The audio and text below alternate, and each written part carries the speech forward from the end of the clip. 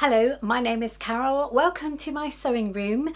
Today's video is all about the results of the first spin of the revamped wheel for summer.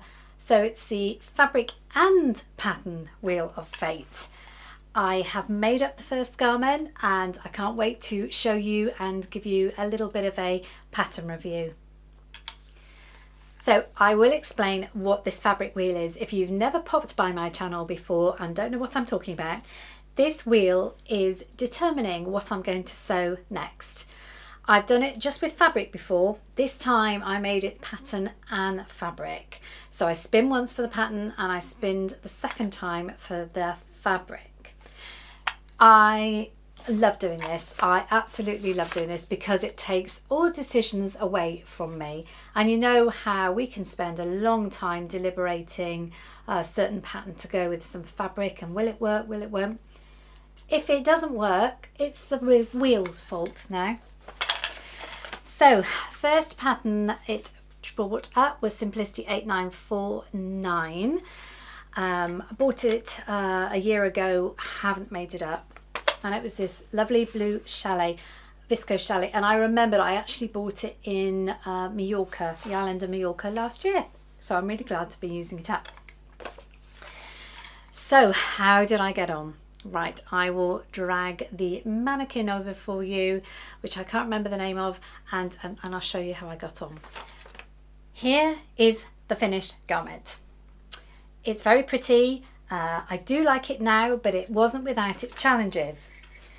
Now, when this pattern came up, a lot of you said to me, oh, I've got that pattern. I really want to know, I've never made it. I really want to know how it's going to turn out. I did look on patternreview.com. That's what I tend to do, and it's a really good place to go. If you can't find somebody on YouTube that's sewn up this pattern before, try patternreview.com, and it is free, or you can subscribe, and then you're going to get a bit more detail, but there's no cost involved. And you will see photos of people and obviously reviews. So it's really handy because I saw lots of pictures and lots of people saying similar things. So what they said to me was, it is very oversized, very big, very flowy. You would not get that impression from certainly not that view on the front. Maybe if you looked at the line drawings, you might start to see that it is very gathered on the back. And the other thing everybody said is they don't like the underarm sleeve construction. And I must admit, I thought, what could be so difficult about that? It's not that it's difficult, it's just not a very good way of doing it. Right, I'll get the instructions and I'll explain a bit more. Now, I ended up doing view A, which is the one there. So it's got a grown on sleeve, which is kind of the yoke as well. No front face, no sort of front band. Some of them got like a neck band that runs all the way down. That's just got a V front facing. Fine, absolutely fine. So I'm a bit annoyed because I did film the tricky bit, but I don't know what's happened to that. That bit of filming only filmed halfway through. So I'm going to try and show you as best I can. So what people said that they don't like the underarm sleeve. So if I just show you the instructions, all fine up until that point.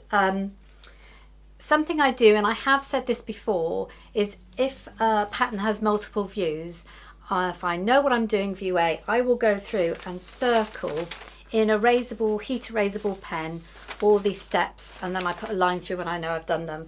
That way I don't get involved doing another view by mistake. So obviously front and back fine. Putting the neckband on, absolutely fine, all fitted, all the notches fitted together. That was beautiful. So I've made that front and back together, and then I've made the yoke front and back. It did have a back opening, and a lot of people said don't bother with that, there's no point. So I didn't. I cut this piece on the fold, and as you can see, I haven't got an issue getting it over the top at all. Oh, before I forget, everybody said it was oversized, so I cut a size 8, and I'm definitely a 10. But I did cut a size 8 and I've got no problem with this being tight at all. So that was another good pointer that someone said. The issue was doing this seam here. So you've built this, you've built that, and this now has to sit on top of that. But the difficulty is matching up this bit here, this bit, and sewing that bit. And that involves the old stitch up to the dot, break it, and then stitch. So what happens? So if I show you on the pattern, so you've got the 2 dots here. So obviously you stitch, the sides have been stitched, this has been stitched, but you've got to sew this on, break, and then go around. If you've done this before, you will know that you will, unless you're a sewing genius, you'll probably end up with a small hole. You'll end up with a small hole here. I think if I've got a bit of a footage of that bit, I will put that in. So after following the steps exactly as it said, to stitch, break stitching at small dots, press seam front down. I haven't done that bit yet, but I did all that. As suspected, I've ended up with a little hole, as you can see there. And obviously I've got my tailor tack marks there, so I knew where all the dots were. But something like that is impossible to get perfect. So all I'm going to do is hand sew that and make that more secure. It's right under the arm. It's not going to matter. But yeah, I'm just going to go around and neaten that with some hand sewing. Meeting the seam. It's just not a nice way to do it at all. You see I've still got the dots, tailor tacks in. I haven't taken those out yet. So yeah, you can see a bit of raw there. So of course I ended up with a hole. That's fine, not a problem. You can just hand sew it closed, and that is actually what I've done on both sides. But as you can see, it's you can't tell, and it's under the arm, so no one's ever going to know. So that for me, and I can't think of another way you can do it unless you construct the whole thing very differently. That's everybody agreed that has made that pattern, so I wasn't too worried. And as I said, a little bit of hand stitching was absolutely fine. The next problem for me came when I actually tried it on. So this is what we have so far. Now this is all finished. Really pleased with that. Pleased with the kind of pattern placement. The sleeves are a bit long. I haven't hemmed them yet, so I'm going to probably bring them up to about there. But now people warn me about this. Look, front's not too bad, but the back, you have to excuse the baggy shorts I'm wearing today. Yeah, these I made, the French shorts I made, they are too big for me. Never mind. So yeah, what do? Normally I would put some ties here and bring them round to the back, but that's a lot of fabric that's going to be there. So I thought I'm going to do my other trick. So first I normally do ties, and second I do this other thing. I can't take any volume out the back because of the pattern. I've already got a centre line, but I can't take. So what I do to see if this works is I get some elastic. This is this mask elastic we used to use. And I put it around here, and then I kind of work out if I put a channel around the bottom and put some elastic around that channel, would it then make it look any better? So obviously you've got to use your imagination a little bit, but I think if I do that, and I don't mind elasticated top at bottom, because you can sit it low or you can sit it high, whatever. I think that could work, because what it's done is it's made, okay, the back still stands out a bit, but it has made it kind of sit shorter. So obviously I don't know how long I'm going to do it yet, but I think that could work. Now obviously I'm not going to use this mask elastic, but I've got so much of it, I don't mind cutting a bit and wasting it. So what do you think? I think that could work. The shorter sleeves. Yeah, it's going to be quite a breezy top, but obviously not sticking out too much at the back. So as you can see from the filming, that's what I went on to do. I just sewed a 1.5 centimetre channel, put some, I think it's 6mm elastic in it. Not very tight, obviously, and I could adjust that if I wanted to, and put it around the bottom. And that's a bit, I know you can't really see it there, but that's what I decided to do. And I have done that on another top this year. It was a butterick top, similar problem. I did end up taking a slight bit more out of the centre line, but I kind of got away with it, the pattern.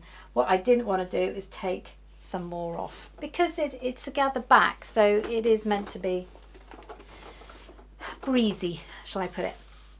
So I don't know what you think. I'll be very interested to hear what you think of this top. I was pleased with my pattern placement.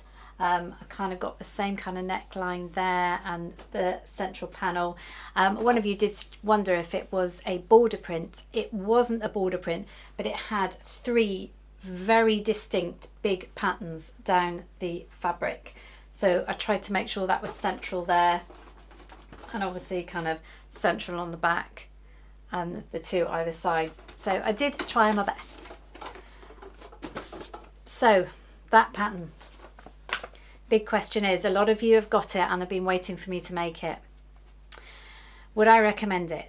If you like a breezy top like this, where it's tighter across the yoke and nice and full here, absolutely. And I think I've got what they call a sway back, which is why all tops like this will hang down at the back. So if that's your cup of tea, absolutely fine. But bear in mind that the final construction of this bit is a bit fiddly, but don't worry, just hand sew and fill in the gap. That's exactly what I did. But all this comes together very nicely. So bearing that in mind, I'll let you make your own decision on whether I'm recommending it as a pattern or not. Okay, talked about the top. Should we do the second spin? So this will be for the pattern first and then the fabric. Obviously, if the ones that I've already done has come up, I will spin again. I will just want to mention that there are a couple of channels that are doing a similar thing to this now, which I'm so excited for, because they will then realise just how much fun this is. You've got the lovely Nancy from Running with Scissors. She's doing a kind of techno version of the wheel on the computer. That's good. She's only just started that, so that's really great. So I'll link her channel below. And also the lovely Mary from Love My Crafts is, you might have come across and seen it already, but she's doing a rolling the dice version of this. I'd encourage you, if you're stuck on thinking what to make next, this solves your problem. So it's time for the second spin. So first of all, as I said, we will do it for the pattern. Here we go. That was a really good spin. Ah, okay. I've been wanting to do this one. This is McCall's. Can't read the numbers, too small, but I'll read it in a minute. Right, so that's the pattern. What fabric is it going to choose? Here we go. Right, it's picked the blue fabric again, which means I've got a double spin. Go back the other way. No! Okay, let's try again. One more time. Ooh, that's a draw. Right, okay. This fabric, right. So we're going to have this pattern and this fabric. I'll get them for you and see what it's going to be. Okay, the second spin. I know I was nervous about this one, and it has kind of worked out. So I've got to stop being nervous. So this was McCall's 8067. The version I've got my eye on, I don't really like collars with my hair. I find them annoying. So it will be the collarless version. You can see it's got a couple of pockets there if I chose to do that. Probably wouldn't with this fabric, but might try to keep it a bit more formal. It does look quite cropped, so I'm going to have to be a bit careful about that. But I will do, as I said earlier in the video, and go on to patternreview.com and see what people have thought. The fabric is this, I think it's a crepe, and oh, do you know what's good about this? It's the same front and back. That's quite rare, isn't it? That means, does that mean it's been woven in the pattern rather than printed? So that's going to make quite a classy blouse, I think. Yeah, I bought this in the sewing studio in Florida when I was with the lovely Deb from Deb's Way and Grace, So Lovely with Grace. Yes, it does say crepe. Do you know, I suddenly thought, I hope crepe is suitable for this pattern. And it does. The very first suggested fabric says crepe, crepe de chine, challis and lawn. So that's top choice. Okay, you're going to have to leave that with me now and a couple of weeks and see how I get on. I think this is, I've got a nice pair of green linen trousers which would look super with that, and I think it would look good with white as well, my white cropped capris. We shall see. So that is the results of spin number 2. Thank you so much for joining me in my sewing room today. I really love doing this series, and I know you enjoy watching almost my torture when I spin the wheel and see what it lands on. But it is great to have those decisions made for you, and it just makes it a bit of fun. So I will see you all shortly. If you like this video, then show your appreciation by just hitting the like button. That would be fantastic. I'll see you soon on either a #FridaySews or any other of my videos that may pop up. Goodbye for now and happy sewing.